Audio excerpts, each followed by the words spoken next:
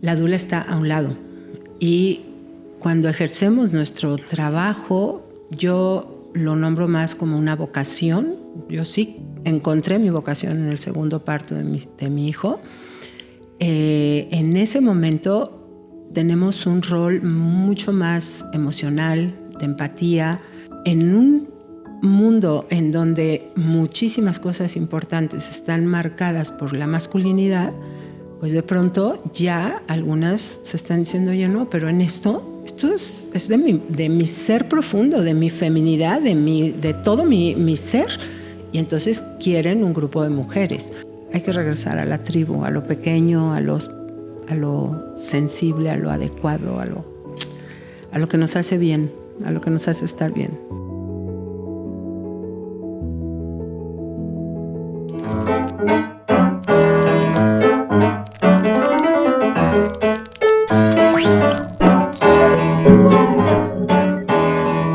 Hola amigos, bienvenidos a un episodio más de A Nadie Más Le Importa.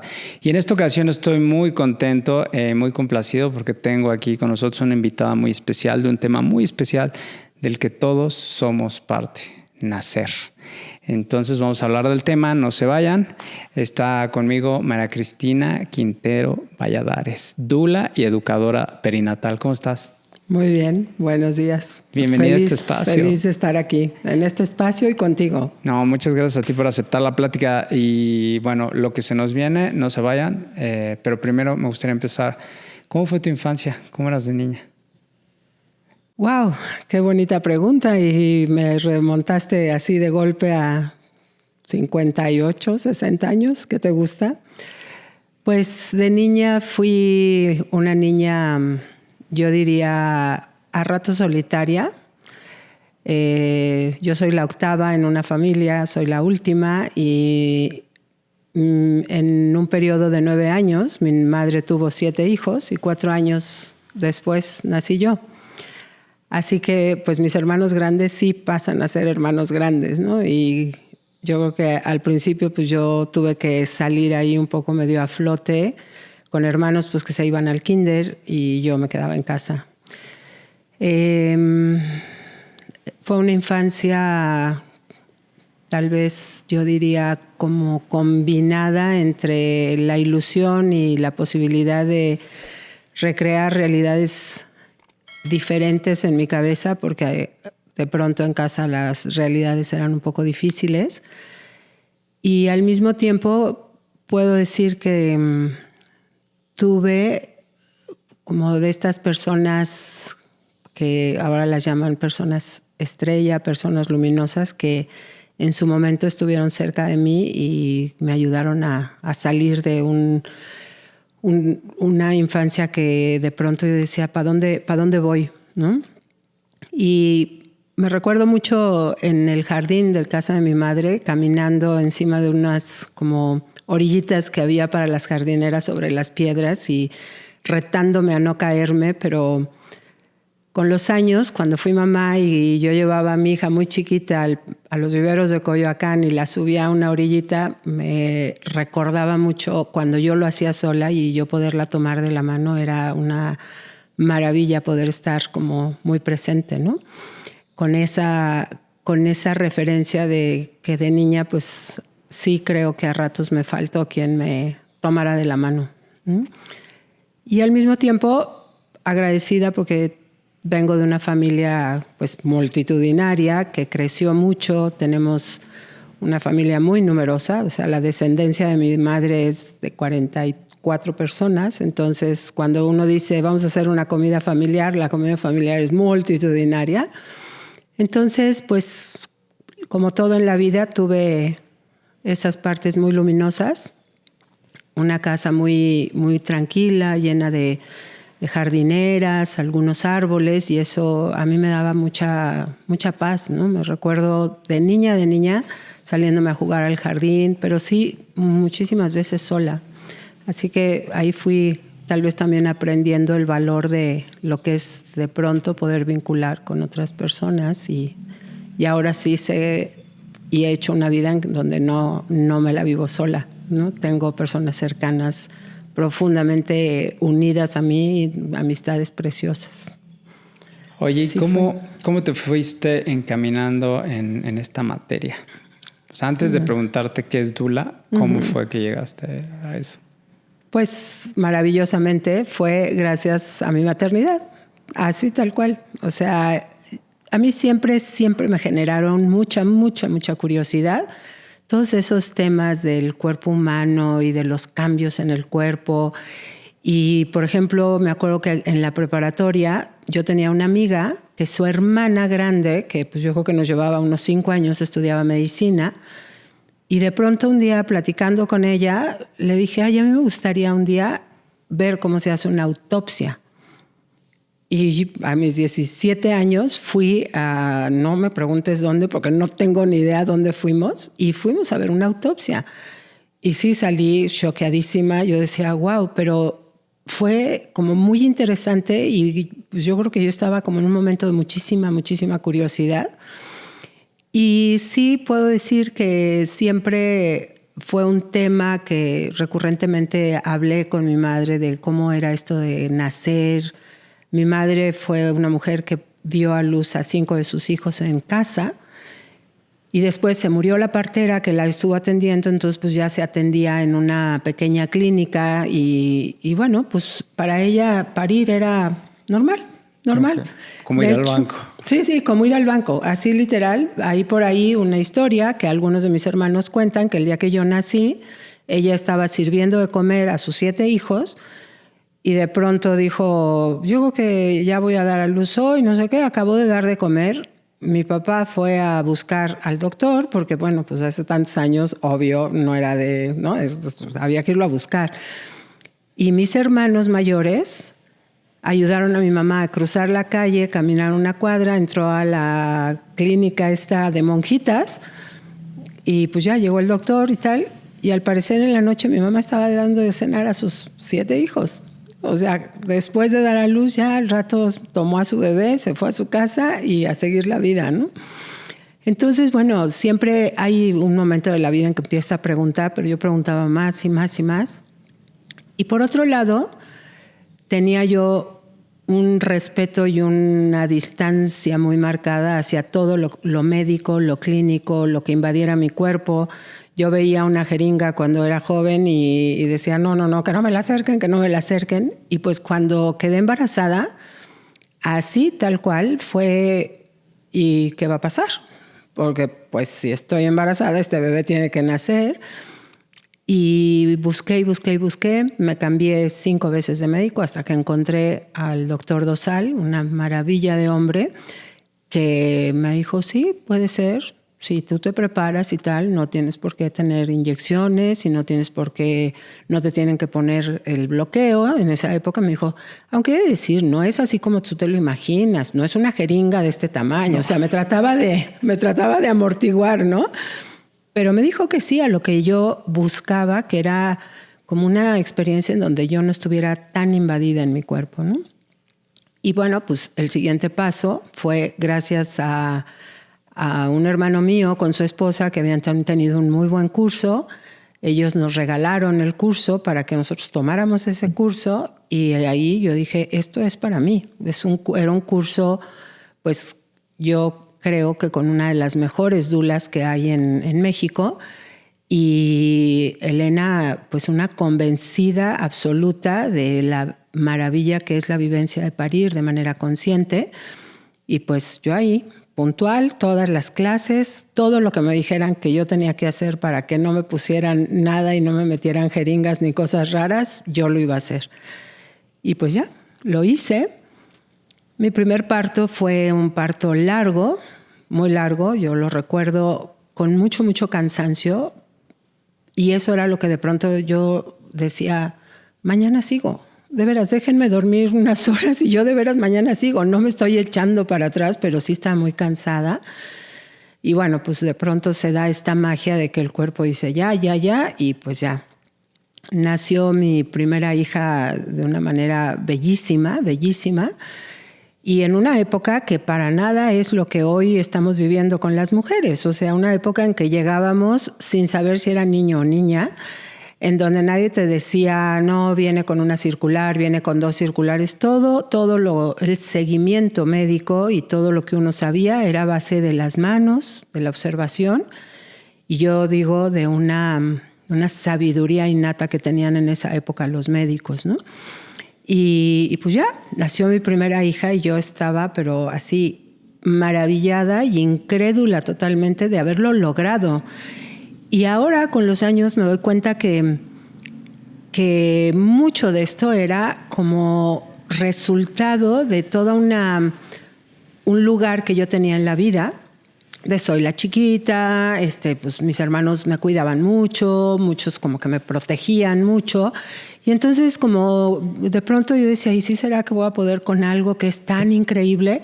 Pero por otro lado, con esa sabiduría de mi madre siempre diciendo que dar a luz era maravilloso y que era una cosa natural, y ella en su tiempo se negó absolutamente a lo que las mujeres de su tiempo hacían, que eran entrar al hospital y que las durmieran, porque mi madre es de la época, o fue de la época, en que a las mujeres las dormían al entrar al hospital para dar a luz, dormidas al 100. Drogadas. Les ponían, ellos decían, se le pone un coctelito. Y el coctelito, en 2 minutos, tenía a la señora totalmente dormida. A lo que mi madre le tenía terror es que en su lógica de una mujer que hoy tendría 101 años, en ese momento decía, pero si a mí me ponen eso, ¿cómo le va a llegar a mi bebé? Y bueno, sí, es real que en esa época pues surgieron muchas maniobras que hoy se consideran violencia al recién nacido, pero que en esa época pues se necesitaban hacer, ¿no? Se necesitaban hacer porque pues si no, ¿cómo el bebé reaccionaba si estaba súper dopado, ¿no? Entonces, en eso, pues yo iba, como yo creo, haciendo mis juicios de valor. Y entonces cuando me vi ya habiendo logrado el parto que tanto quería y que vi a mi bebé reaccionar perfecto y tal, bueno, yo dije, wow, esto es increíble. Y yo en ese momento diría, me di el logro y me puse la estrellita de lo hice bien. Ciertamente el papá de mis hijos fungió un lugar preponderante. Él es músico de profesión y hizo música para los nacimientos de mis hijos. Y bueno, en ese parto que fue tan largo, hasta la danza del parto se inventó, porque decía, ¿cómo la despertamos para que ya se accione todo esto, ¿no? Y ahí también entendí este valor prioritario que tiene el poder dar a luz acompañada, ¿no? El poder tomarle la mano a alguien, poder decir, estoy así yendo más allá de mí misma, pero que haya alguien que te diga así, pero tú puedes, ¿no? Y ahí, tanto el papá de mis hijos como mi dula fueron piezas claves. Mi médico, muy respetuoso, cuidadoso y paciente, porque me tuvo mucha paciencia por lo largo que fue. Y finalmente viene mi segundo embarazo y yo, antes de pensar en cualquier cosa, dije, quiero parto, quiero volver a revivir la experiencia, quiero hacerlo tal. Yo ya ahí ya había empezado a leer, a meterme mucho más en el tema. Todo lo que yo podía leer llegaba pues en algunos libros ahí remotamente europeos, y entonces, bueno, había que hacer muchas cosas para poder tener esta información. Y yo estaba muy inmersa en el medio pues más médico. No tenía mucho conocimiento de lo que hoy conozco de las parteras tradicionales de nuestro país y de toda Mesoamérica, ¿no? Entonces ahí pues fue maravilloso, volví a hacer el curso, volví a prepararme, y ese parto fue el que cambió la vida, porque fue un parto muy consciente. Es tal vez como ir a ver la película que más te haya gustado por segunda vez, en que te fijas en los detalles, disfrutas, preparas mucho más esas pequeñas cosas. Es increíble. Y entonces sí, es así como, wow, lo mismo y muy diferente, ¿no? De principio, pues mi primera hija es mujer, mi segundo hijo es hombre, mi primera hija pesó 3,3 kilos, el segundo 3,900. O sea, similar, pero cada uno su momento, su vivencia, su página a contar, ¿no? Y ahí, así, fue inmediato. O sea, porque estaba yo mucho más clara, no estaba tan cansada. Cuando estaba naciendo mi bebé, de pronto dije, no puede ser. O sea, este es un momento en donde todo tiene que ver. Algo que marca una diferencia es cuando sale la cabeza de un bebé y sientes ese calor del cuerpo, el líquido que escurre un poco. En ese momento yo decía, es el calor de la vida. O sea, la vida es calientita, la vida es calorcito, la fuente de la vida, ¿no? Y ahí, pues en ese momento ya nació mi bebé, bueno, increíble. Ahí preparé mucho más la bienvenida que le quería dar y tal. Y 1 hora después estaba en la sala de recuperación y yo así agarrada de mi dula y diciéndole, yo quiero hacer esto con todo el mundo. Yo quiero ser como tú y no sé qué. Y ella me decía, sí, Cristina, sí, estuvo muy bonito tu parto. Yo creo que también pues ella estaba agotada porque mis 2 partos fueron de madrugada. Pero ahí fue. Entonces, yo creo que mi hijo tenía 8 meses y un día regresé con ella y con mi bebé en los brazos y le dije, ya no amamanto al 100%, entonces yo estoy lista, ya me quiero preparar. En ese momento, pues no existía todo lo que hoy tenemos de especialidad y de estudios y tal, entonces uno se preparaba de manera totalmente autodidacta, de manera empírica. Entonces, pues yo me pegué a ella, pero así como lapa, y a donde ella iba en cuestiones de profesión, yo iba a los cursos que ella tomaba. Y de pronto llegó el momento en que me dijo, bueno, ahora ya hay que practicar. Y entonces pasé 6 meses acompañándola a ella, a todos los partos que ella acompañó, callada, observando y sin hacer nada. Simplemente observar cómo una mujer se comporta, cómo cada mujer en cada parto tiene un comportamiento distinto, cómo es la relación que se entabla con la pareja, con el médico. Observar y tomar nota, observar y tomar nota, y observar. Y ahí algo muy interesante fue que para mí se abrió un mundo diferente, porque trabajar con el mismo grupo que me había atendido a mí era pues, miel sobre hojuelas, ¿no? Todo fluía, nos llevábamos muy bien, nos teníamos una estima especial, entonces todo era lindo. Y ellos muy en el tema de atender los partos de una manera respetuosa. Y lo que pasó junto con eso fue que de pronto, pues no todas las mujeres daban a luz con esos médicos. Entonces fue tocar a otros espacios médicos, otros hospitales, y también de pronto ver cosas que yo decía, claro, a mí todo lo que vi que hoy me parece así como demasiado invasivo, demasiado irrespetuoso, yo diría que me sirvió en esa época para decir, porque esto deje de suceder poco a poco, podemos seguir con lo que yo quiero hacer, que es favorecer y promover todo lo que es el parto gentil, el parto respetado, el parto humanizado. El punto de quiebre es que pues todo lo demás es muy masivo, ¿no? Entonces ahí pues el trabajo que nosotros hacemos es lento, despacito, pero al mismo tiempo veo la vida hacia atrás, después de 32 años de estar en esto, 34 años de estar en esto, y digo, se han logrado cosas hermosísimas.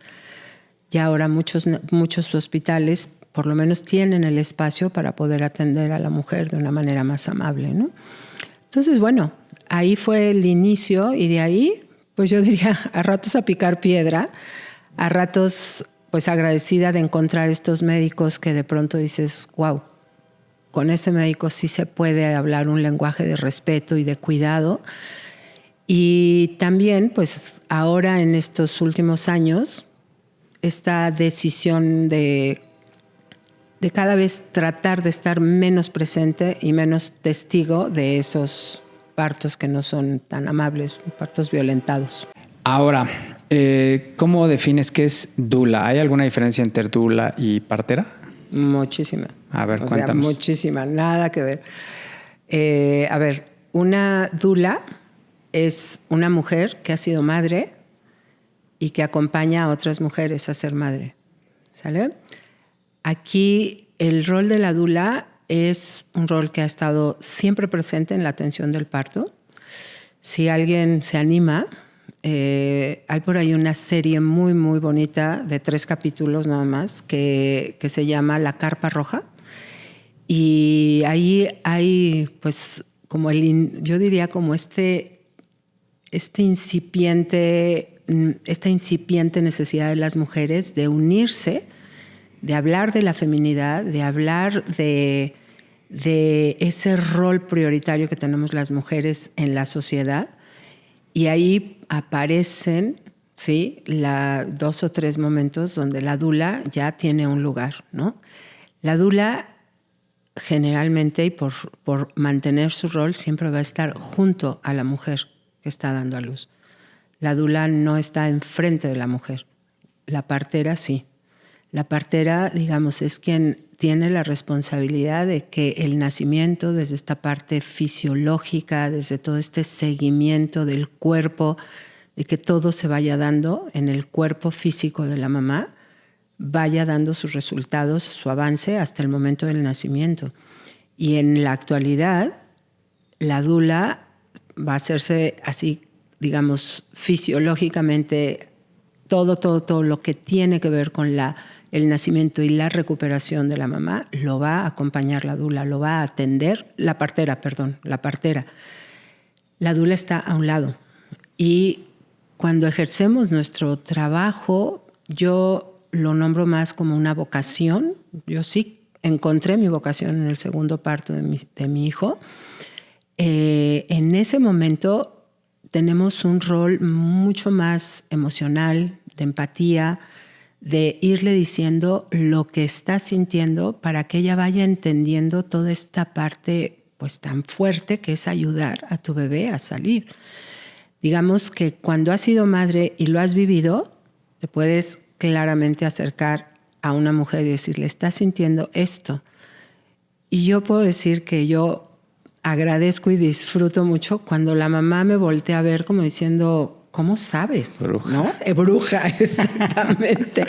y me lo han dicho, ¿no? Y me lo han dicho desde mucho cariño y a veces me han dicho, pinche bruja, ¿pero por qué sabes? ¿No? Y bueno, lo sabes porque lo has sentido, porque lo has vivido.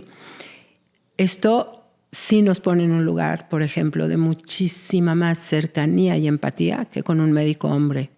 Un médico hombre puede saber toda la teoría, puede saber toda esta parte, digamos, fisiológica, anatómica, sí, pero él nunca ha sentido. Y nosotras, como dulas, idealmente si tenemos hijos, sabemos lo que estamos acompañando. Ahí sí entra lo del el rol de género. Totalmente. Somos diferentes y cada uno tiene una función distinta, ¿estás de acuerdo? Totalmente, y cada quien tiene un rol distinto. Y la verdad es que hoy por hoy llama muchísimo la atención como las mujeres que quieren experimentar el trabajo de parto y que quieren hacer un trabajo de parto consciente, la mayoría pide que sea una mujer la que la atienda, ¿sí? Y es entendible, claro que es entendible. En un mundo en donde muchísimas cosas importantes están marcadas por la masculinidad, pues de pronto ya algunas se están diciendo, oye, no, pero en esto es de mi ser profundo, de mi feminidad, de todo mi ser. Y entonces quieren un grupo de mujeres. Por ejemplo, anoche estábamos acompañando un parto y estaba una ginecóloga, una pediatra, una dula, una mamá y el papá. ¿Sí? Pero estaba el papá, que es la función que debe de cumplir. Exacto. En ese momento. Como papá era su rol. Ahí sí no puede suplantar. Nunca, jamás. Y esto, por ejemplo, es algo que hace unos años a los médicos les parecía como, bueno, que esté el papá o la dula. Y nosotros decíamos, a ver, no, el papá no está en interrogante. O sea, el papá está, porque ese es su lugar. La dula tiene un rol totalmente distinto y nunca lo va a suplantar. Cada uno tiene un rol. Ahorita me imaginé el esquema con eso, o sea, por ejemplo, un parto humanizado, así como estás describiendo, y como sucede en un hospital, y dije, bueno, es el mismo como equipo de trabajo, ¿no? Pero aquí es como de vocación y acá sí es de trabajo el anestesiólogo, el pediatra, el ginecólogo, ¿no? Sí. El asistente del doctor. Entonces me lo imaginé y dije, no, pues está mucho mejor esta parte porque cada uno está cubriendo el rol que necesitas en el momento más importante de cualquier ser humano. Por supuesto. Y cuando lo haces desde esta parte de vocación, sí uno puede entender perfecto, o bueno, debemos de buscar eso, que de pronto el lugar de uno es estar presente y no hablar. Y que quien tiene la palabra son los papás. La mamá y el papá son los que tienen la palabra en el momento del parto. Y en el entorno médico, la mayoría de las veces hay un protagonismo hacia el médico que de pronto uno dice, se perdieron. O sea, le están dando más importancia a quien va a atender que a quien lo va a vivir, ¿no? Esta parte como que en algún momento Galeano lo dijo maravillosamente, ¿no? O sea, vas a un funeral y es más importante el funeral que el difunto. Y de pronto dices, ¿qué está pasando, no? Se nos ha olvidado lo sagrado que es el momento del nacimiento. Y esto pues ha sucedido por esta atención masiva, por esta atención impersonal y tal.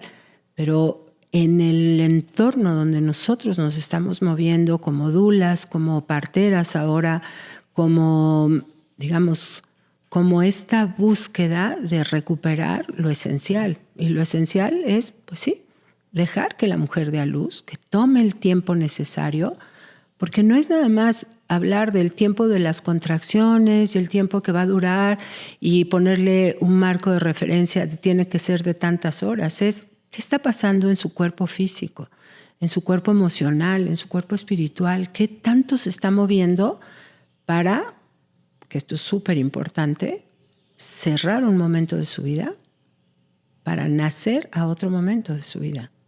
¿Sí? O sea, cierra su ser una mujer autónoma, sola, que no tiene una gran responsabilidad porque no tiene un hijo y tal, a nacer para tener un hijo en brazos, pues por lo menos, yo diría, idealmente 2 años y de ahí para adelante el resto de la vida. Claro, qué buena frase. Vuelve a nacer una mujer cada vez que... Cada vez. Y la palabra, porque luego, no sé, a mí siempre me ha parecido este tema una falta de sabiduría tremenda, ¿no? Por todos lados. Yo entré al parto de mi hijo y sí, a mí me pareció como entrar a una línea de producción de galletas. Fue algo salvaje. Fue así. Y la verdad, no te voy a decir que lo disfruté en lo absoluto, mentiría. Y fue así como, wow. Aparte, a mí no me gustan los quirófanos, ¿no? Es muy particular. Ahí tuve mis experiencias de niño. Entré 4 veces a cirugía. Sí, entonces, no tengo pavor, pero no me gusta. Es algo que, ¿no? Desde el olor, todo. Entonces, vivir otra vez eso desde otro punto de vista fue como, ¿Cómo hacer? Porque luego yo escucho, veo, te escucho hablar a ti de tus partos y de las generaciones de antes, pero ahora hay mucha resistencia, ¿no? Por parte de las mujeres de decir, no, a ver, yo quiero ir al hospital y vámonos, ¿no? Pero justo no estoy haciendo un juicio, simplemente te escucho hablar, porque eso es, o sea, es una experiencia única de las mujeres. Es algo que ahorita, como lo cuentas, y vi un video que me mandaste, es un viaje, ¿no? Exactamente. Y si las mujeres comprenden esta parte que es volver a nacer, o sea, empieza otra vida dentro de su propia vida que las cambia, ¿no? Y nos debería cambiar también como papá y mamá. ¿Cómo ir en contra de esta corriente exacto como de producción de partos, ¿no? Así de órale, y otro, y te hacen paquetes y anestesiólogo te meten todo. Y sí, pensándolo, pues empiezan los niños drogados, ¿no? Llegan drogados a esta vida. Entonces eso no está cool, ¿no? No está cool, ¿no? Y sí tiene que tener una consecuencia. No pues lo sabemos. Sí lo sabemos, pero no lo decimos. Y la ciencia lo sabe, y los médicos lo saben.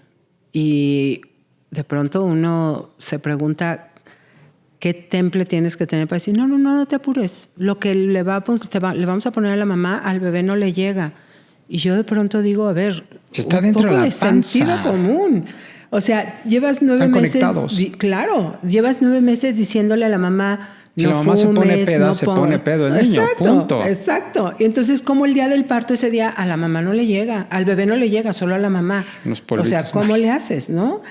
Claro, sí tenemos que decir, obviamente, si un medicamento está un cierto tiempo, un breve tiempo, pensemos, No tenemos otra opción.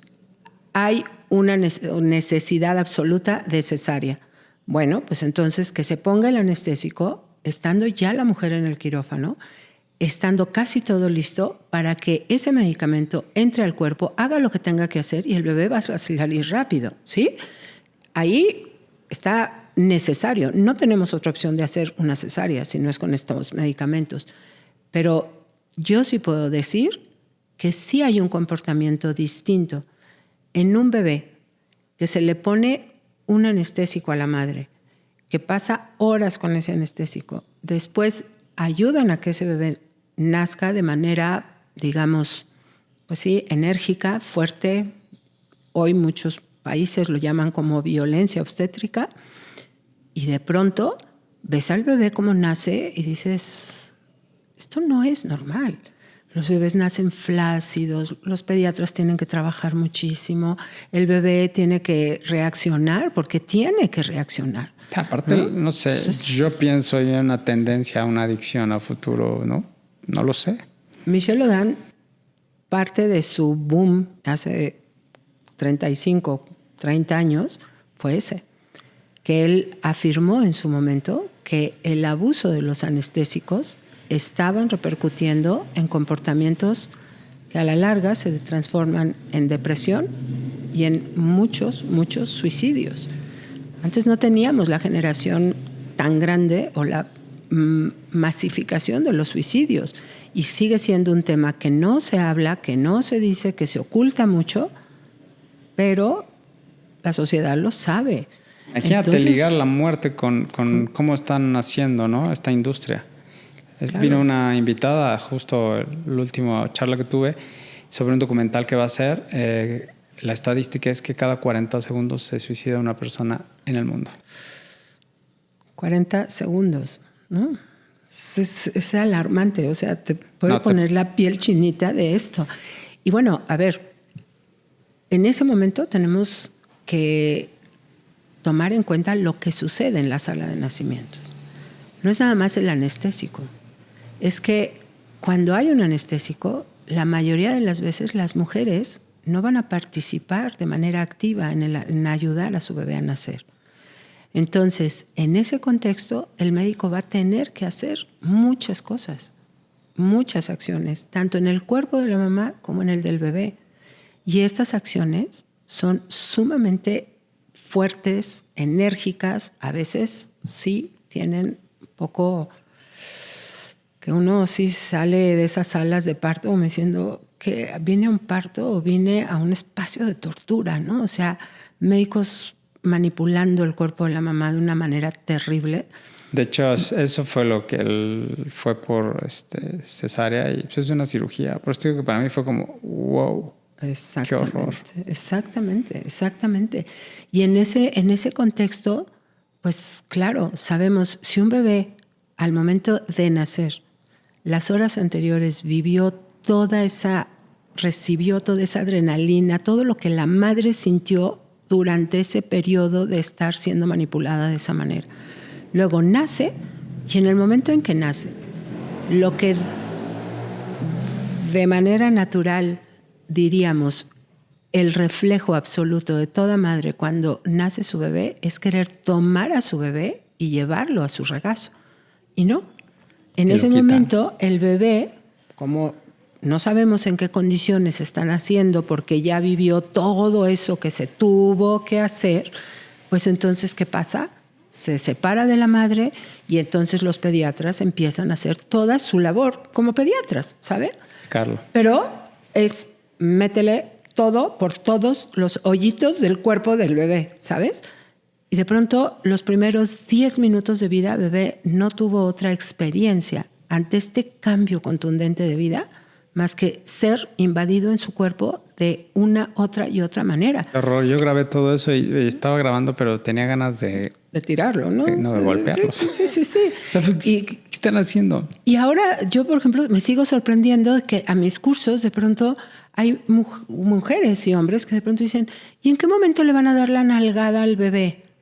Porque ellos saben que cuando nacieron les dieron una nalgada. Entonces eso a nosotros lo que nos dice es el nacimiento de ese bebé, que hoy es un adulto, fue un nacimiento que tuvo que tener todas este tipo de maniobras. Los clichés. ¿Por qué? Pues porque había anestesia, porque el bebé no respondía adecuadamente, porque porque se hace una cadenita que acaba siendo una tras otra situación que necesitan resolver.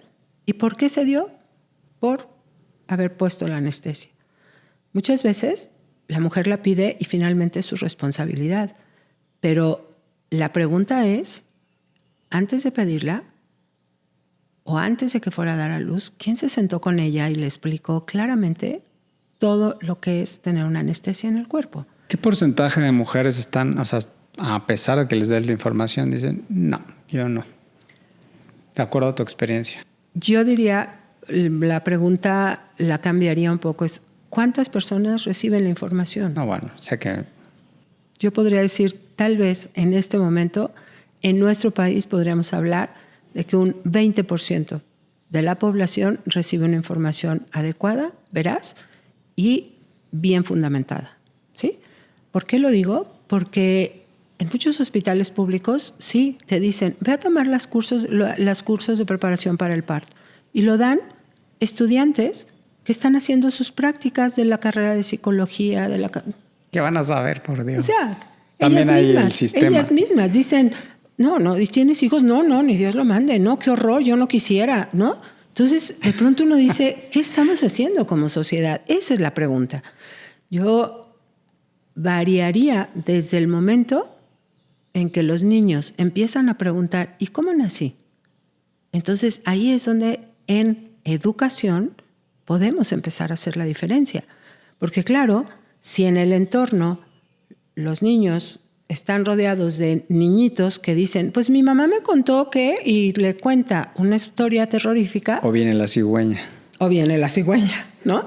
O pues me trajeron de un capullo que no sé qué. Entonces de pronto dices, ok, ¿y por qué no le dijimos la verdad? Y la pregunta también para nosotros es, ¿por qué la madre quiere ocultarlo? Porque seguro no tiene un buen recuerdo. Y también esta falta de información, decir, claro, que así pasó, pero hay todo un mundo, ¿no? Hay todo un mundo. ¿Y qué tanta resistencia hay, Cristina? Mucha. Sí podría decir cada vez menos, y tal vez algunas de mis colegas no estén tan de acuerdo, pero yo sí creo que las redes en un sentido nos han ayudado mucho, porque ahora es muy común en redes empezar a ver partos en casa, partos en agua, partos muy humanizados, y también podemos ver partos nada humanizados. El video que me mandaste está increíble.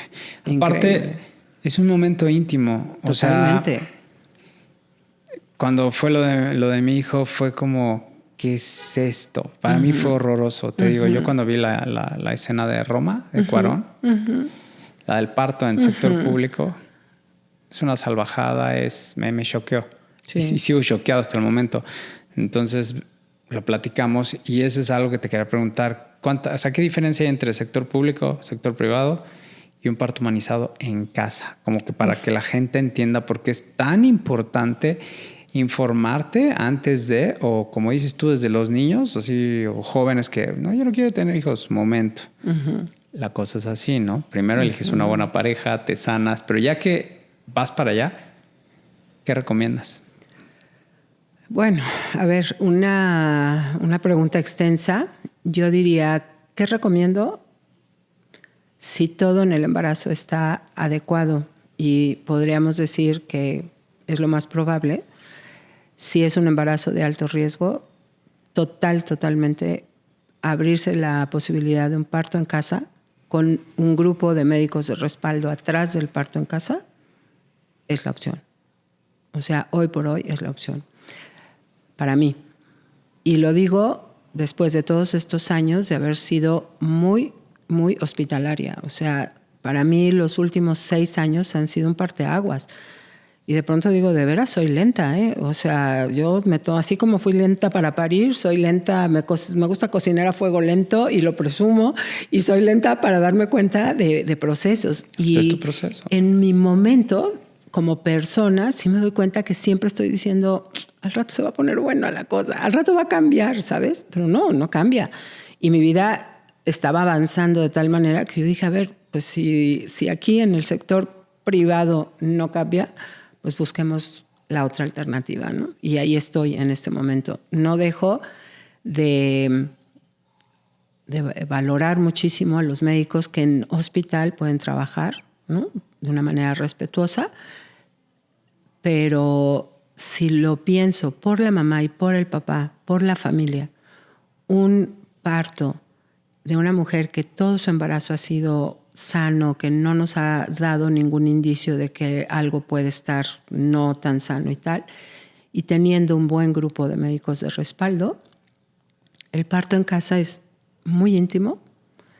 Para la mamá es pasar de su sillón a su sillita, al baño que le pertenece, a poder bañarse y sentirse cómoda, a poder estar con su pareja en la intimidad de su recámara y a tener un cuidado. Yo diría, el parto en casa lo cuidamos muchísimo más que un parto hospitalario, porque en un parto en casa estamos 2 parteras y una dula acompañando ahí pendientes. O sea, somos 6 pares de ojos, 3 pares de ojos, 3 pares de oídos, todos observando, respetando y sin drogas. Y en este contexto, pues, ¿qué sucede? Que todo fluye, ¿no? La mamá no se siente intimidada, no se siente invadida y tal. El segundo sería un parto hospitalario con médicos respetuosos. Y, ojo, una cosa que es ahorita nuestro gran problema es que te digan, no, sí, viva el parto humanizado. Y a la hora que se sientan con ese médico, que viva el parto humanizado, oye, pero es que a mí me gustaría... No, a ver, eso no se puede porque mira, eso a mí me implica 3 minutos más de tiempo y pues el tiempo en una sala de nacimientos en un hospital es oro, ¿no? Y, oye, pero es que a mí me gustaría estar caminando y tal. No, pero a ver, espérame. ¿Cómo? O sea, ¿sabes? Es muy bonito decir el eslogan, pero hacer un parto humanizado es hacer un parto en donde se están respetando las necesidades absolutas de la mamá. Y una mamá, por principio, lo que menos hace en un parto es acostarse. Y en un hospital, lo primero que hacen con una mujer que llega de parto es acuéstese en esta camilla, además, ¿no? Entonces, en esto, pues sí hay que buscar. Y no es nada más que tenga el póster y la foto bonita. Yo a veces les digo, hace poco me lo dijeron, es que mi doctora dice que sí, ella hace parto humanizado. Me metí a su página o esta cosa que ustedes manejan muy bien. No había ni una foto de parto. Todas las fotos eran de cesáreas. Y yo nomás eso le dije a la chica. Le dije, oye, pues yo no conozco a tu doctora, pero todo lo que tiene publicado son puras cesáreas. Entonces, sí vale que te sientes a preguntarle realmente cómo hace ella un parto humanizado. ¿Sí? Y entonces se les mueve, ¿no? Hay pocos en Querétaro. Realmente podríamos decir que hay pocos y es opción. Cada mujer tiene que elegir. A nosotros nos encantaría que todos los partos fueran así, pero hay veces que ya a la hora que lo ven en serio y ven lo que implica una labor de parto y el esfuerzo y la entrega y dicen, no, a ver, mejor nos hacemos de la vista gorda y nos quedamos con este médico que seguro en algún momento va a decidir por mí. Yo creo que eso es algo que pocas veces se dan cuenta, pero cuando tú le entregas tu parto a un médico, a un grupo médico, el médico va a hacer lo que quiere. Si no resuena con lo que tú quieres. Y yo siempre he dicho, si una mujer sabe lo que quiere y su pareja está atrás de ella apoyándola incondicionalmente, de veras que los médicos acaban diciendo, bueno, así quería ella. Aunque no lo haga de contexto, acaban respetando, porque la mujer sabe lo que quiere. Pero ¿hay más ginecólogos que ginecólogas en Querétaro? Sí. Es lo que yo percibo. Ahorita sí hay más. Ahorita está creciendo pues no sé, ahí hay que preguntárselo clarísimamente. A mí siempre me ha parecido extraño eso, que un hombre atienda a una mujer. O sea, honestamente. Sí, claro, por supuesto. Siempre, fácil. Y desde de que tenía novia, hacer así como... ¿Y por qué vas con un hombre, no? O sea, no, sí, aparte sí, así como, sí. ¿y por qué un hombre? ¿Por qué? O sea, no sé. No, a lo mejor es un sesgo. Pero sí me parece algo extraño. Es como lo platicaba el otro con un amigo de la escuela. Le decía, yo tuve un varón y siempre he dicho, híjole, si hubiera tenido una niña, digo, va a ser increíble, pero hay cosas que yo no puedo en la materia, como lo que decías, y es como, no sé, su primer periodo. O es mamá y voy a amamantar. ¿Qué le voy a decir yo? Aunque me meta... o sea, lo puedo hacer. Pero para eso están las mamás. O sea, la parte femenina, ¿no? Esta parte que como ahorita que me lo contaste es como me resuena perfecto. Pues es que ya saben, viven la experiencia. Una dula eso hace. Fue mamá y acompaña a una mamá porque sabe perfectamente hacia dónde es. Exacto. Igual un niño llega conmigo, oye papá, tal cosa, ¿no? Su primera eyaculación. ¿Qué le va a decir la mamá? Exacto. Lo que leyó en el libro, ¿no? No como, mira. Entonces esa parte es donde yo digo, y me resuena un poco de, ¿por qué hay tanto ginecólogo y no hay más mujeres ginecólogas? Entonces, y esta parte que, volviendo a los partos humanizados, sector privado es una salvajada, ¿cierto? Digo, sector así es. Público, perdón. Sector público, pues sí es. Porque entran solas, rudo. Eso está bien rudo. Eso es lo primero que tiene. Y si no el papá, yo te diría que entre una persona que vaya a acompañarla incondicionalmente, ¿no? Solos. Y además entran solas y además de que entran solas les dicen, vas a pasar ahí, te vas a cambiar, vas a quitar toda tu ropa, te bañas y luego ya te metes, ¿no? Muchas mujeres lo cuentan como y entras a un pasillo interminable y de pronto pues ya estás en una sala en donde hay 10, 12 camillas, todas las mujeres de parto, unas gritando, unas así y unas asado. De terror. Pocas veces las dejan caminar, ¿no?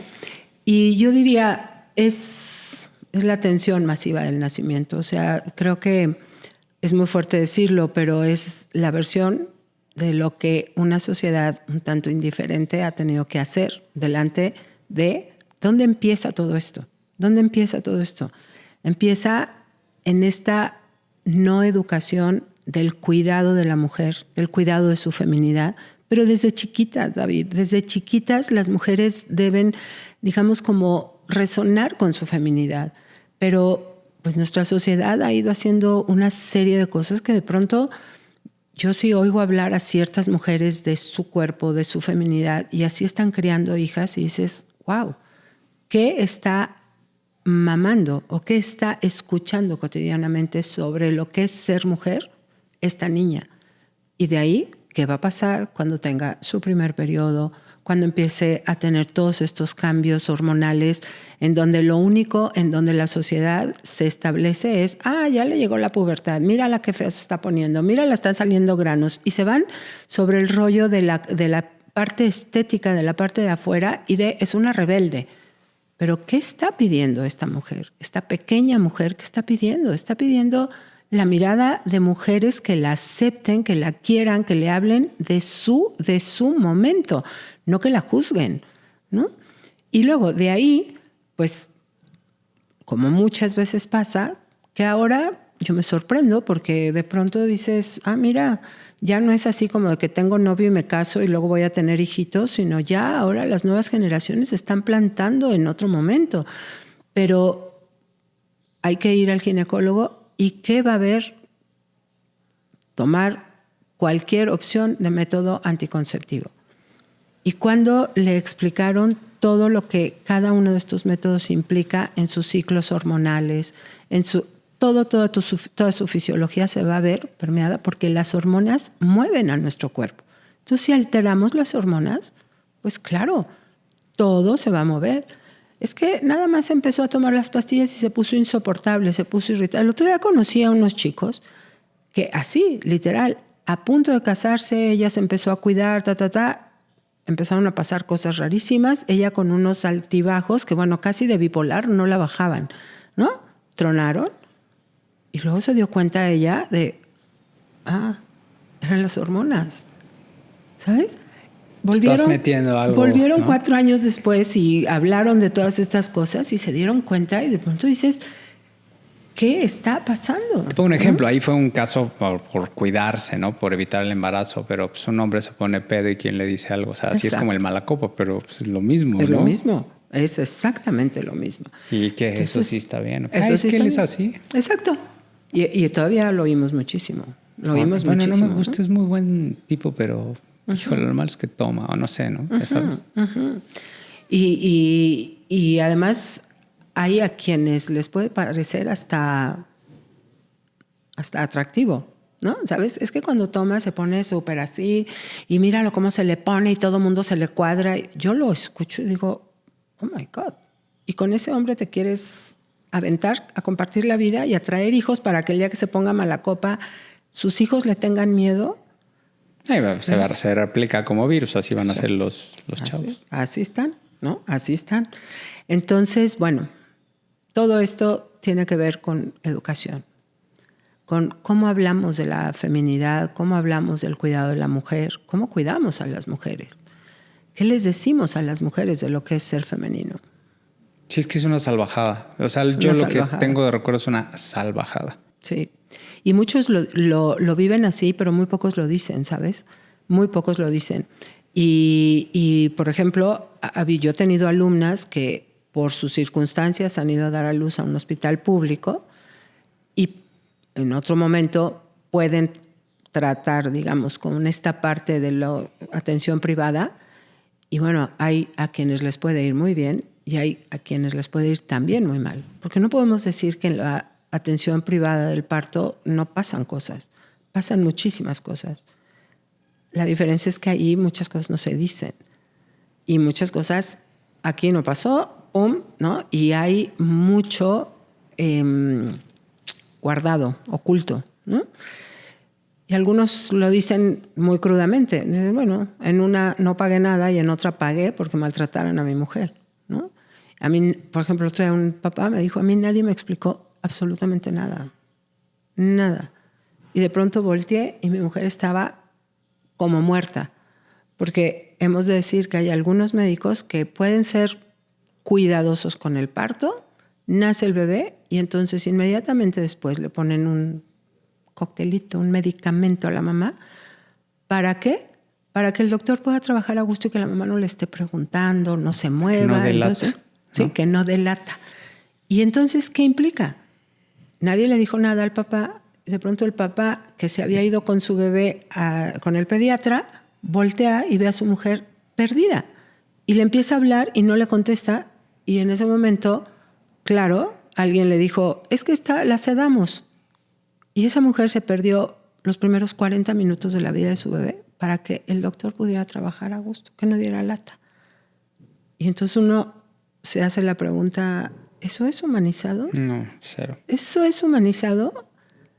Y eso lo aceptan como lo cotidiano. Pues así es, ¿no? Y lo puedes hacer distinto. ¿Por qué no lo haces distinto? ¿Cuánto dura un parto humanizado versus eso? Porque ahí es donde... Pero un promedio, de acuerdo a tu experiencia, digo, yo sé que no hay una tabla, ¿no? Porque es muy personal y es un organismo y cada organismo se comporta distinto.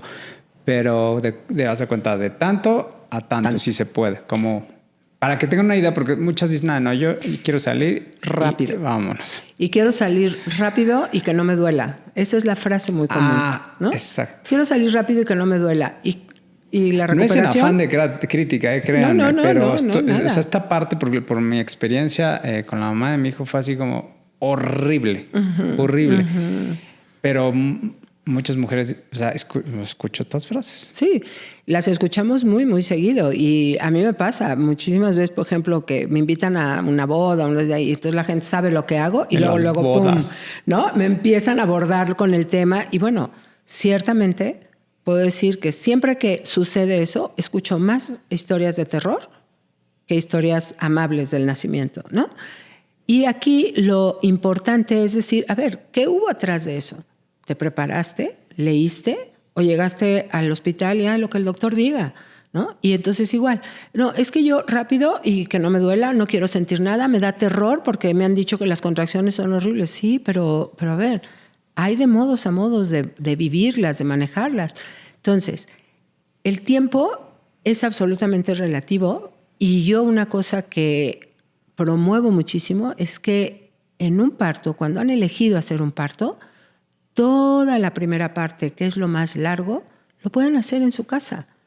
Que se queden en su casa, que hagan lo que se llama el preparto, la fase incipiente del parto en casa.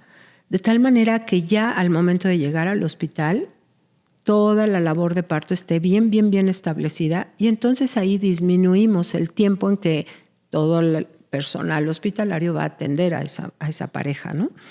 Entonces, si una mujer se va al minuto 1 porque está aterrada, porque no, pues podríamos decir, claro, pueden estar 15 horas, ¿verdad? Sí, el cliché, se me rompió la fuente. Y ya, nos vamos al hospital. Y no es así. Ayer, por ejemplo, a esta mujer se le rompió la fuente a las 3 de la mañana, llegó alrededor de la 1 de la tarde al hospital y a las 7 estaban haciendo su bebé. 6 horas de labor, ¿no? O sea, en el hospital. Y ella venía platicando, entró al hospital y estaba haciendo bromas. ¿Su primero? ¿Sabes? Su primer bebé. Y entonces ahí uno dice, esta mujer está llevando el parto a su manera. Y claro, ni ella misma se lo creyó. O sea, estaba así como, wow, ya, ¿no? Y sí, fue un parto con su dificultad.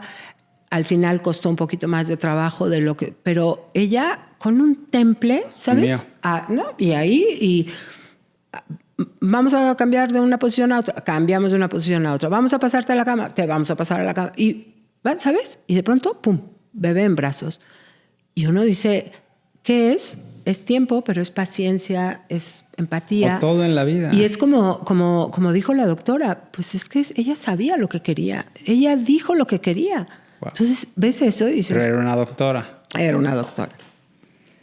Una doctora. ¿Y ya había sido mamá ella? La doctora, sí, y además algo que a mí me gusta mucho decir de ella es su primer parto fue cesárea y su segundo parto fue parto.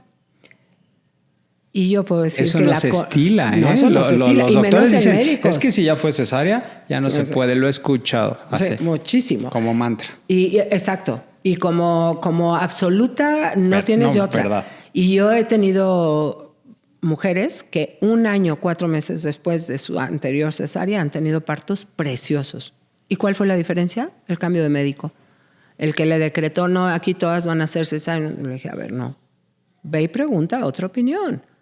Escucha otra cosa y quédate con la que te haga sentido. Y partos preciosos, ¿no? Y yo sí puedo decir, por ejemplo, de esta doctora, que sí es una doctora diferente, antes de que dio a luz de manera natural, fisiológica, que entre su cesárea, que fue cuando más o menos yo la conocí.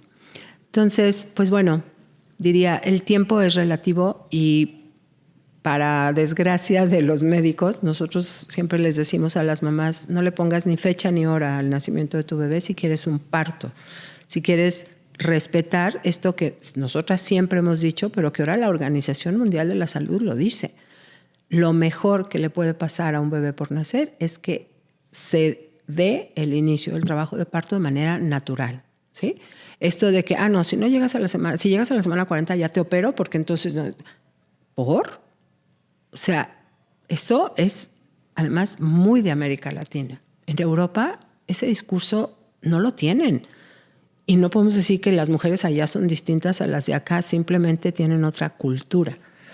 Una mujer allá, si dice cesárea, dice ¿qué? O sea, el mismo hospital dice, a ver, llegamos a la cesárea cuando es necesario, ¿no?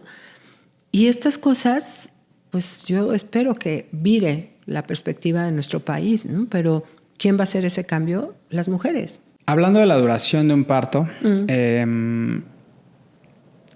esta parte de que no, yo quiero entrar rápido, de que no me duela, y toda esta parte de difusión que hace falta en un parto humanizado en casa.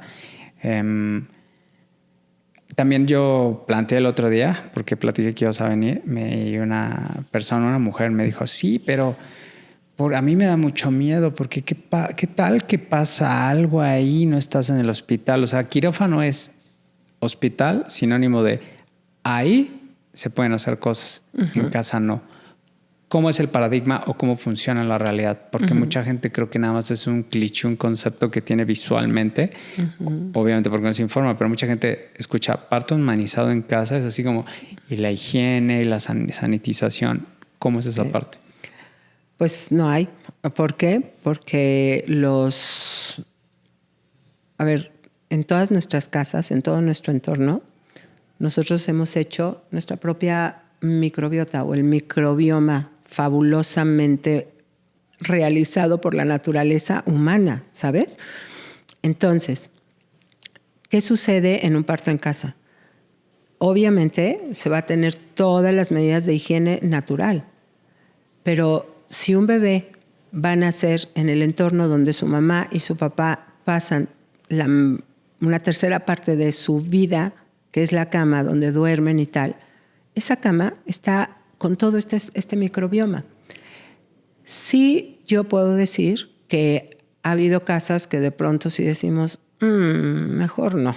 ¿Sabes? Estas casas donde los gatitos y los perritos son más importantes que los seres humanos y ves que todo está lleno de pelos y que por más que esta familia limpia y tal, pues nosotros de pronto decimos, no es tan higiénico el asunto, ¿no? Y no es que así, bueno, se da el parto en casa y ya llegamos. No. Desde antes se va tomando, digamos, como estas medidas de observación, ir a la casa, ver qué nos puede hacer falta. Y digo, cosas tan importantes como puede ser esta parte de la higiene, como tan cotidianas, de que haya suficiente comida para que la mamá pueda estar hidratándose y comiendo bien, de tal manera que el parto se dé bien, ¿no? Una de las grandes dificultades en los partos hospitalarios es que aún siguen poniendo a las mamás en ayuno en trabajo de parto. Eso es absurdo. ¿Por qué? Pues porque el parto en sí mismo requiere una energía bárbara. Entonces la mamá necesita estarle dando poquito, pero energía constante, un poco de fruta, unas semillas, algo que le esté manteniendo la energía. No había pensado en eso y tienes toda la razón. Físicamente es agotador. Es agotador y todo el cuerpo de la mamá está inmerso en esa labor, ¿no? Todo. Entonces, en un parto en casa, digamos, hay personas que llegan a decir, es que está muy improvisado. El otro día, hace un tiempo, tuvimos una pareja que el jefe le dijo, yo te pago el parto, pero no tengas parto en casa. Y el papá volteó y le dijo, güey, o sea, ¿supones que es por el dinero? O sea, no es muchísimo más barato, sí es, pero no es muchísimo. Pero esa no es la razón para tener un parto en casa. Tener un parto en casa lo que implica es vivir la experiencia desde una manera personal, cuidada, íntima. Yo he estado en partos en casa en donde en la habitación están la mamá y el papá. Y el papá recibe al bebé. Y el papá está ahí velando por su mujer, por la respiración, por la oxigenación, porque su mujer esté bien, recibe al bebé y afuera estamos todas, ¿no? La partera, la otra partera, la dula, y no tenemos más que observar, ¿sí? Y claro, con el tiempo oyes hablar a esos papás y dices, wow. Me platicaste de un caso hace poco del abogado. Cuéntame, porque me pareció genial, que fue como, wow, gracias. Bueno, este es el ultimito que tuvimos y bueno, seguro un día te va a hablar porque ya lo voy a ventanear y se lo voy a decir, porque además es mucho de redes. Pero sí, al principio fue cuando su mujer dijo, esto sí es lo mío. Él me mandó un mensaje y me dijo, pero si siempre hemos sido equipo, ¿no? O sea, ¿cómo que parto en casa? O sea, como... ¿Era su segundo hijo? Su tercero. Y pero los otros dos en el hospital. Aquí lo interesante es que ella siempre estuvo absolutamente clara de lo que quería. Él, cuando tomó el curso, de verdad... Y mira, de verdad tengo un cariño muy especial por ellos y yo lo fui viendo cómo iba como virando su opinión, Entonces volteó a ver el parto. Y abogado, ¿no? Que son tercos como ellos. Sí. Y de pronto, pum, el primer parto y una circunstancia totalmente necesaria. El líquido se empieza a ver turbio y tal y se decide la cesárea. Necesaria, absolutamente necesaria. El segundo parto, un parto muy bien, muy bonito. Cuando se rompieron las membranas, igual la primera pregunta que todos hicimos cuando ella avisó fue ¿cómo está el líquido? Y pues el líquido muy bien, todo, y fluyó súper bien. Después del nacimiento estábamos en el final de la pandemia, estaba la cosa difícil y tal, y por una cosa u otra, bebé se tiene que quedar 4 días en el hospital, y para ellos es un desgaste emocional, de tiempo, de todo, de recuperación de ella y tal. Y ahora con este parto, pues sí. Y bueno, aquí lo interesante es que su doctora, que había atendido los 2 partos anteriores, así cuando le confirmó el embarazo y felicidades y tal, y volteó y le dijo, ahora sí ya parto en casa, ¿no? La doctora. Y ella así como, ¿perdón? Y ahí estuvo, y pues fue parto en casa, ¿no? Y bueno... ¿Cuánto tiempo pues se preparan antes? Sería muy interesante, ¿no? Sería muy interesante invitarlos a ellos, claro. Oírlos a ellos. Yo porque encantado. Se preparan, pues más bien ahí como ya tenían la preparación, ya tenían experiencias antes, podríamos decir que fue mucho más personal, fue en su casa, en el espacio donde yo trabajo, y algo se va delineando, porque ahí es empezar por conocer a la partera, porque haya identificación con la partera, y en eso nosotros somos súper claras. O sea, sí tiene que haber una identificación y una empatía entre Vínculo. el grupo de trabajo, forzosamente, porque ahí vamos a entrar nosotros a su intimidad y nosotros vamos a estar ahí cuidándolos, pero en un espacio que a ellos les pertenece, ¿no? Entonces, desde lo muy cotidiano que puede ser esto de la higiene y tal, pero también desde recibir el visto bueno, la aprobación de principio del materno fetal. Con los ultrasonidos nos van diciendo todo está bien, todo está dándose en unas condiciones perfectas, adelante, ¿no? Y la ginecóloga, ¿no? Entonces, ahí estamos todos. Ellos no están en el momento del parto en la casa, claro que no, pero están avisados y todo el mundo está en sus marcas listos fuera. Y claro, lo mejor que nos puede pasar es al terminar el parto mandar la foto que queremos ver siempre, ¿no? Que es los papás con su bebé y todo bajo control.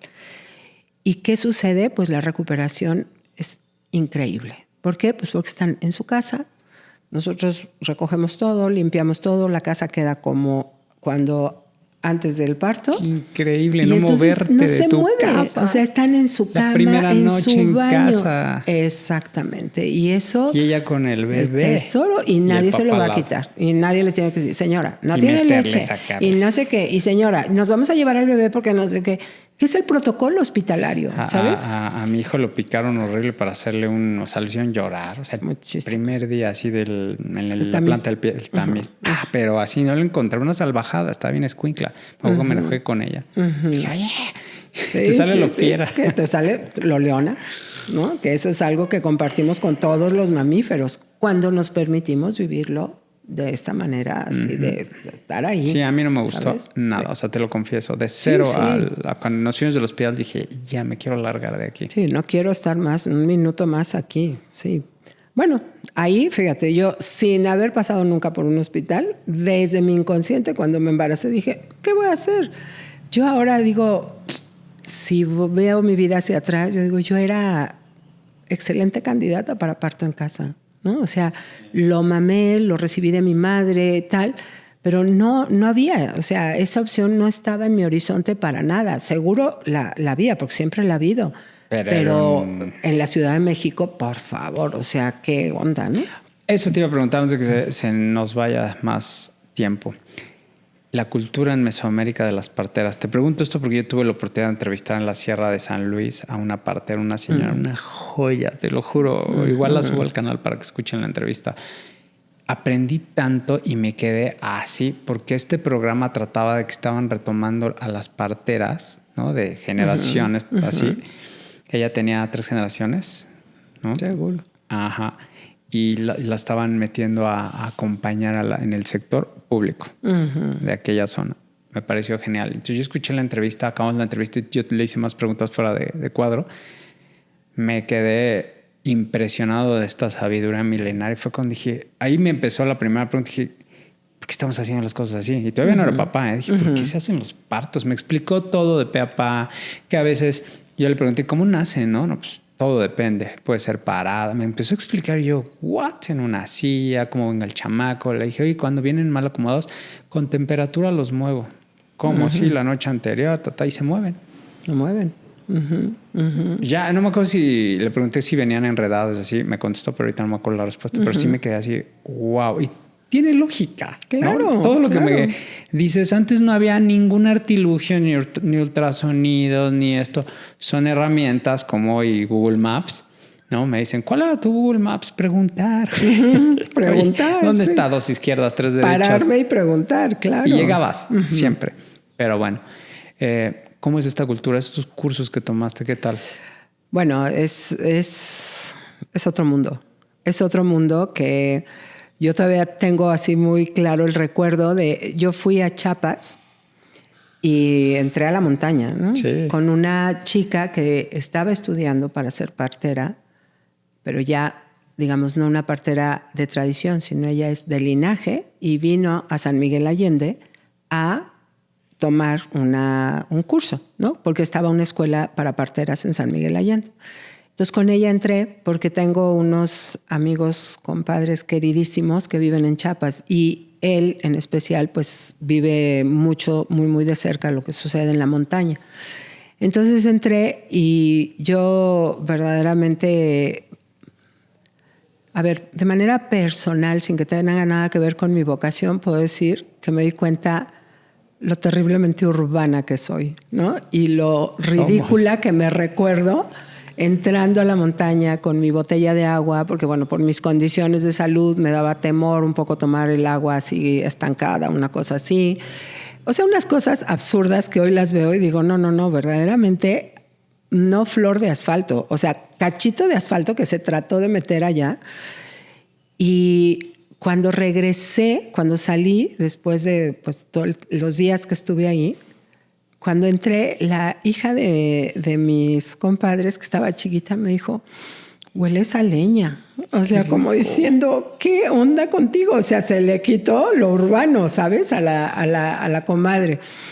Pero bueno, estar ahí y ver a estas mujeres, ¿sabes? Que les ves las manos verdaderamente, digamos, gruesas por la edad, pero suaves para todo lo que es el tacto y la manera como, por ejemplo, preparan todo lo que ellas hacen con hierbas o la manera como toman los telares o los rebozos para poder hacer lo suyo. En concreto, ahí, una cosa que a mí me conmovió muchísimo fue saber que las mujeres, cuando se saben embarazadas, empiezan a tejer en su telar y en su rebozo, que van tejiendo a lo largo del embarazo, van plasmando con sus dibujos, estos dibujos que nosotros los vemos como, mira, es un dibujo indígena y tal. No, para ellos tiene un lenguaje, todo tiene un significado. Si las rayitas están inclinadas, tienen un significado. Si hay ciertas figuras, están hablando de la luna o del sol y tal.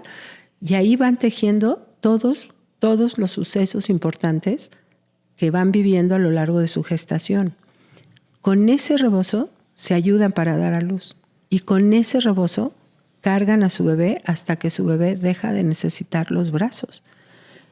Entonces, de pronto uno dice, cada bebé tiene ahí marcada su historia y esas abuelas, esas mamás pariendo, le pueden contar, si a ellas se les olvida, en su rebozo está la historia de su embarazo. Ahí es donde uno puede entender, claro, por eso a lo largo de la historia de la humanidad, el nacimiento se ha considerado un momento sagrado que se pasó a complicar cuando los partos entraron a los hospitales.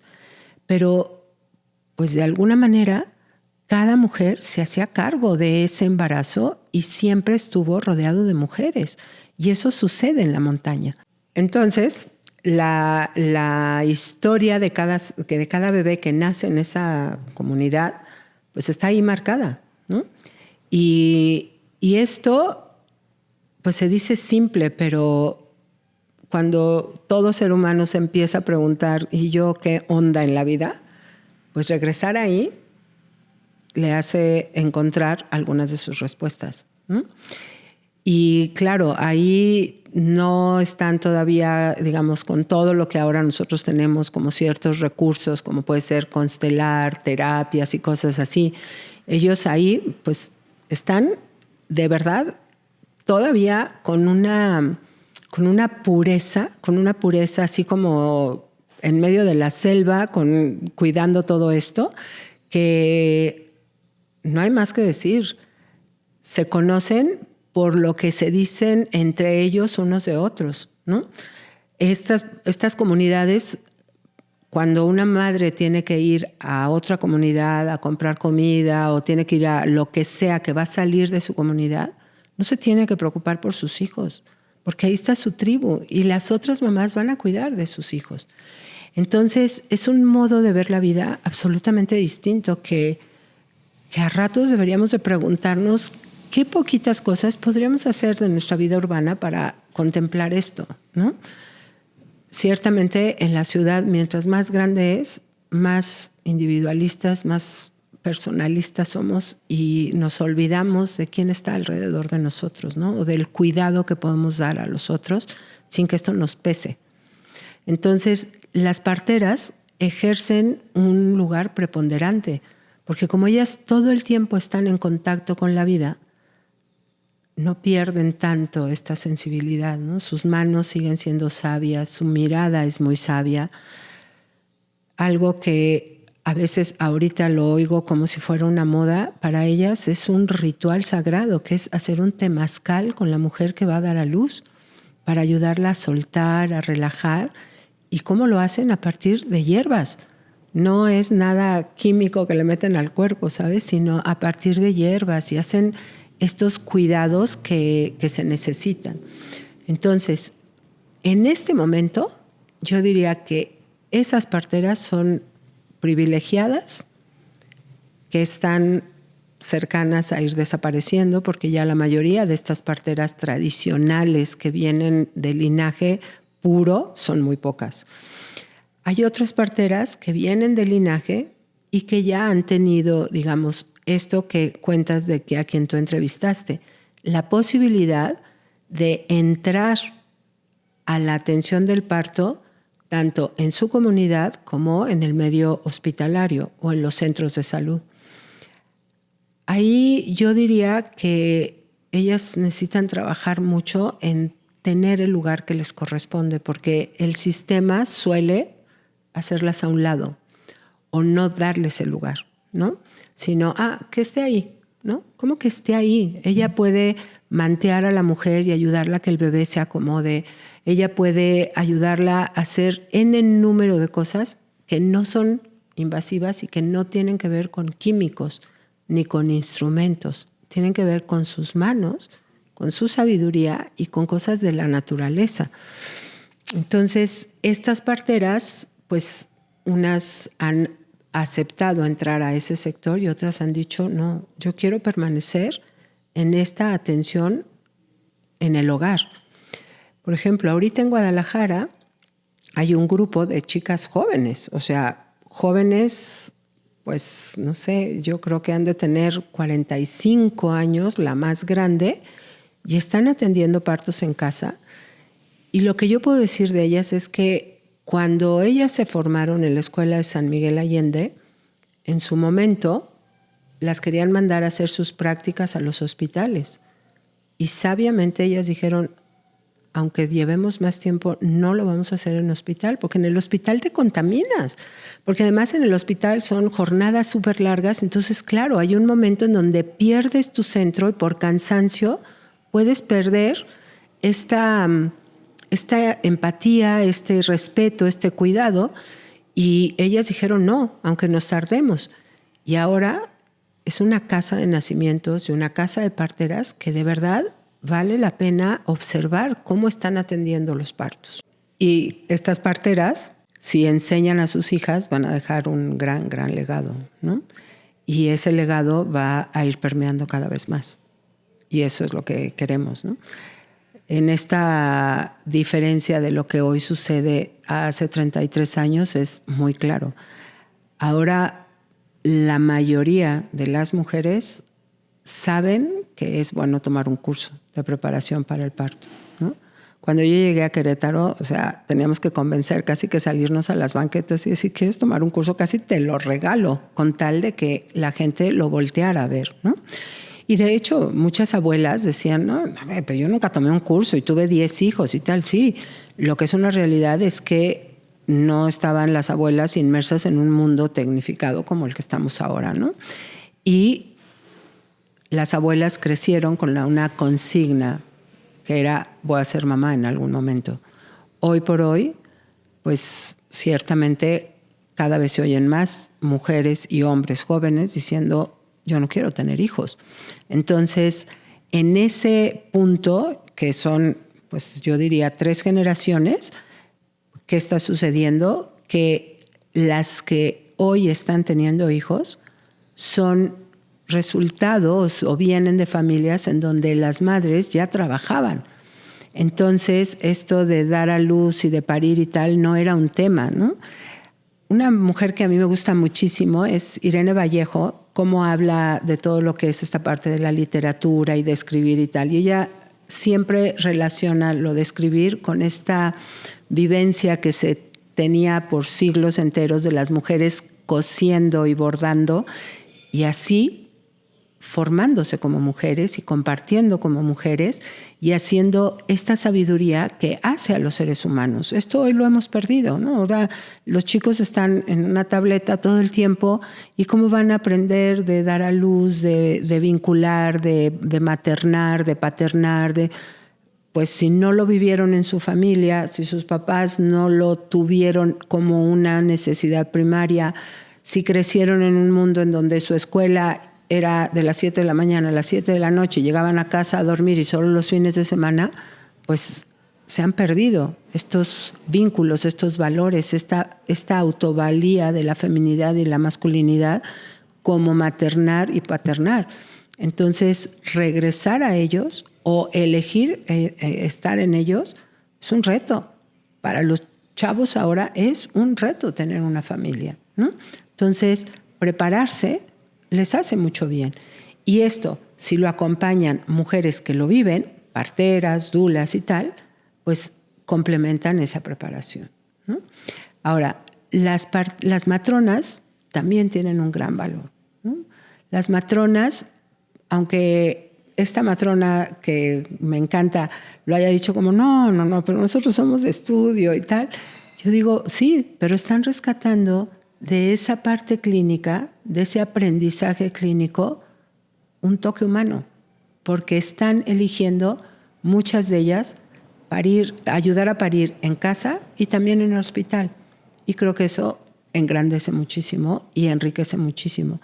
También creo que yo en este momento ahí estoy, ¿no? Sigo acompañando partos hospitalarios, ya me fijo con quién, ¿no? Antes era todo lo que me pidieran, yo estaba ahí atenta, cuidando y tal. Ahora creo que también me tengo que cuidar a mí en ese sentido. Ya no me siento fuerte para de pronto salir de un parto, como muchas veces me pasó, y con una sensación estuve en una sala de tortura, ¿sabes? Cuando justo lo que yo anhelo para todo el mundo es justo lo contrario. Entonces, en ese momento ya uno se plantea la forma de trabajar muy diferente. Y esto es, yo le llamo evolucionar, ¿no? Moverse, desaprender. Qué bárbaro, qué plática.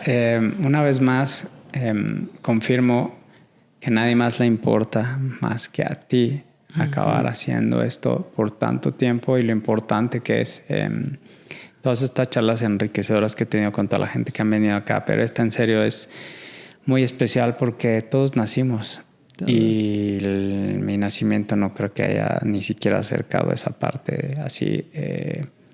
Y el de mi hijo, y creo que fue lo mismo, y la verdad me siento en deuda ahí con él. Pero pues a todos los que quieren ser papás o mamás es una gran oportunidad cambiar ese estigma y apuntando esto que dices, a mí me da risa que al principio que llegaste a Querétaro, como regalabas los cursos y ahora está de moda. A mí me parece eso un poco absurdo, pero así es ahora, ¿no? Que la gente se sube al tren. Pero no, realmente la sabiduría es milenaria, como lo que nos contaste de la sierra. Entonces, más bien hay que cambiar el enfoque de decir, a ver, esto no es nuevo. No es moda. No está de moda. 2, 3. Es un linaje y todos venimos de un linaje, nos guste o no. Y nuestro linaje es Mesoamérica y luego ya cuando llegan los españoles, pero nuestro linaje real es todos los imperios indígenas, ¿no? Y así nacíamos antes. Entonces, hay que pensar en eso, en respetar esas costumbres, esos procesos. Y a final de cuentas, uno de los procesos más hermosos que existe para una mujer y también para un papá, cuando coinciden y dicen, bueno, ya, vamos a ser papás, es un proceso de 9 meses que no se vuelve a dar, ¿eh? O sea, no es como que, bueno, a lo mejor no sabes si vas a tener hijos otra vez, pero, y si tienes la oportunidad de tener más, es un proceso en serio que yo disfruté bastante el embarazo, porque como hombre también lo disfrutas, claro, ojo, no nada más es de las mujeres.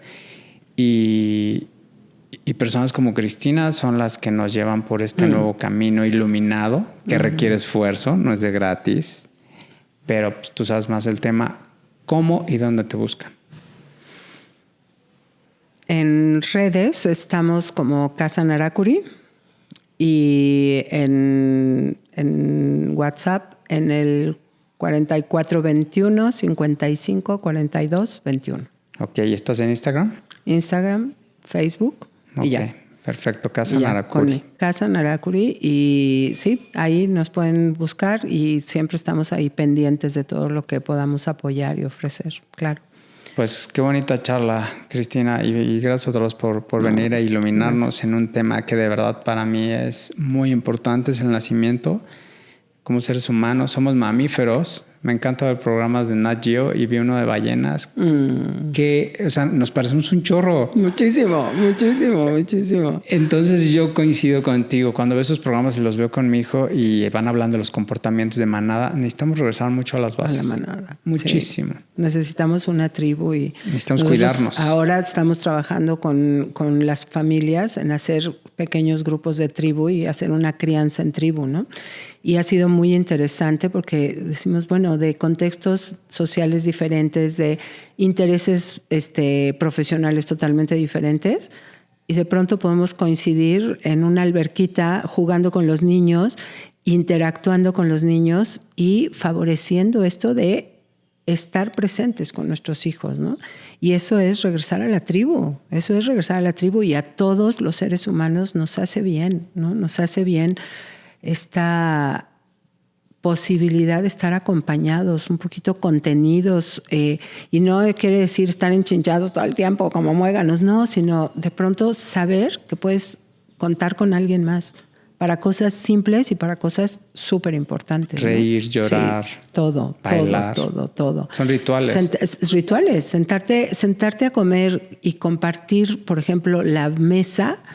De veras, es un ritual y lo hacemos todos los días, ¿no? Y de pronto es impresionante como cada vez más vemos a gente comiendo sola, gente comiendo en el Oxxo, gente comiendo en un contexto que además dices, ni siquiera no nada más está no haciendo un ritual.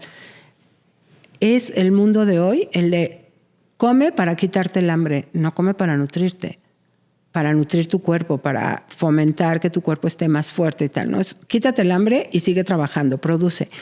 Y de pronto por eso la gente el fin de semana busca estar con otras personas y tratar de cambiar esto que haces todos los días como en, ¿no? En impersonal, en una, así, ¿no? Un constante, pero no te paras a pensar lo que estás haciendo. Pues igual cuando tienes una familia, ¿no? A mí me sorprende, David, me sorprende muchísimo que de pronto les pregunto a las familias, ¿y qué tipo de crianza quieren hacer con sus bebés? Y los ojos son de este tamaño. Y entonces yo les pregunto, ¿saben algo de la educación Waldorf? ¿Saben algo de Montessori? ¿Saben algo? ¿Se van a ir a lo tradicional? ¿Lo tradicional que tú viviste va a vivir? Ahí va, en eso va a estar inmerso. No saben. Y bueno, nuestros papás tampoco sabían, pero ahora nosotros tenemos muchísimo en redes para saber, tenemos muchísimo en cada esquina, encontramos una escuela, hay que parar y preguntar, ¿y aquí en qué en qué fundamentan la crianza, ¿no? Entonces, hay que regresar a la tribu, a lo pequeño, a lo sensible, a lo adecuado, a lo que nos hace bien, a lo que nos hace estar bien. ¿Vale? Muy bien. Muchísimas gracias. No, gracias a ti. Que estés muy bien. Pues bueno, coméntenos y nos vemos pronto en el siguiente episodio. Gracias a otros por venir, Cristina. Gracias.